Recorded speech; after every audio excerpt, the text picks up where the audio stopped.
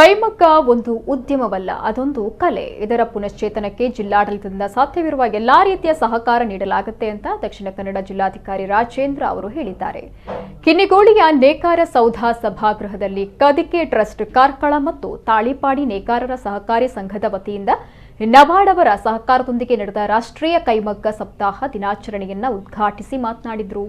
ತಾಳಿಪಾಡಿ ನೇಕಾರರ ಸಂಘಕ್ಕೆ ಯಾವ ರೀತಿಯ ಸಹಕಾರ ನೀಡಲು ಸಿದ್ಧನಿದ್ದೇನೆ, ಅಲ್ಲದೆ ಇದು ದೊಡ್ಡ ರೀತಿಯಲ್ಲಿ ಪುನರುಜ್ಜೀವನಗೊಳ್ಳಬೇಕು ಅಂತ ಹೇಳಿದರು. ಈ ಸಂದರ್ಭ ಕದಿಕೆ ಟ್ರಸ್ಟ್ ಕೊಡಮಾಡುವ ನೇಕಾರ ರತ್ನ ಪ್ರಶಸ್ತಿಯನ್ನ ಸಂಜೀವ ಶೆಟ್ಟಿಗಾರ್ ಅವರಿಗೆ ನೀಡಲಾಯಿತು.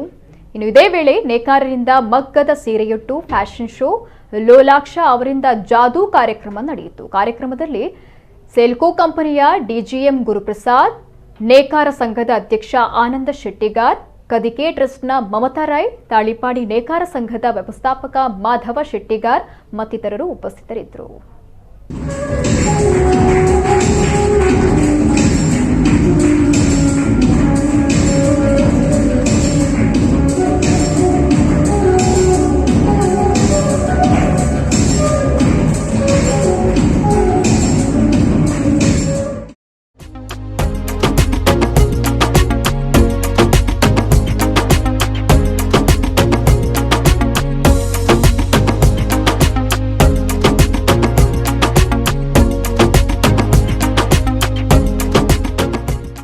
ಈ ಒಂದು ಸಮಾರಂಭದ ವೇಳೆ ನನಗೆ ಬಂದಿರೋದಕ್ಕೆ ಬಹಳ ಖುಷಿ ಆಗ್ತದೆ. ನೆರೆದಿರೋರೆಲ್ಲರಿಗೂ ಕೂಡ ನನ್ನ ನಮಸ್ಕಾರಗಳು. ಕೆಲವೊಂದು ಸಲ ನಾವು ಕನ್ನಡಿಗರಾಗಿದ್ದೆ ನಮ್ಮಲ್ಲಿರುವಂತಹ ಕಲೆ, ಸಂಸ್ಕೃತಿ, ವೃತ್ತಿಗಳ ಬಗ್ಗೆ ನಮಗೆ ಗೊತ್ತಿರಲ್ಲ. ಟು ಬಿ ಫ್ರಾಂಕ್, ನನಗೆ ಇಲ್ಲಿ ಬರೋದಕ್ಕಿಂತ ಮುಂಚೆ ನನಗೆ ಗೊತ್ತಿರಲಿಲ್ಲ. ನನಗೆ ಡಿಡಿಎಂ ನಬಾರ್ಡ್ ಅವರು ಕರೆದಾಗ ಡೆಫಿನೆಟ್ಲಿ ಕ್ಯೂರಿಯಾಸಿಟಿ ಮೇಲೆ, ಕುತೂಹಲದ ಮೇಲೆ ನಾನು ಒಪ್ಕೊಂಡಿದ್ದೆ ಯಾವ ರೀತಿ ಇರ್ಬೋದು ಅಂತ. ಮತ್ತು ಇಲ್ಲಿಗೆ ಬಂದು ನೋಡಿದಾಗ ನಾವು ಬಹಳಷ್ಟು ಬೇರೆ ಬೇರೆ ವಿಚಾರಗಳನ್ನ ತಿಳ್ಕೊಳ್ಳೋದಕ್ಕೆ ನಮಗೆ ಅವಕಾಶ ಇರುತ್ತೆ.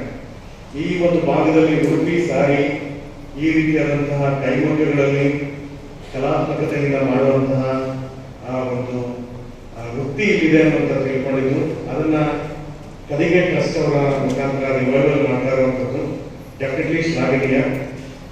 ಐ ಪರ್ಸನಲಿ ಜಿಲ್ಲಾಡಳಿತದ ಪರವಾಗಿ ಕದಿಗೆ ಟ್ರಸ್ಟ್ ಅವರಿಗೆ ಪೂರ್ವಕದ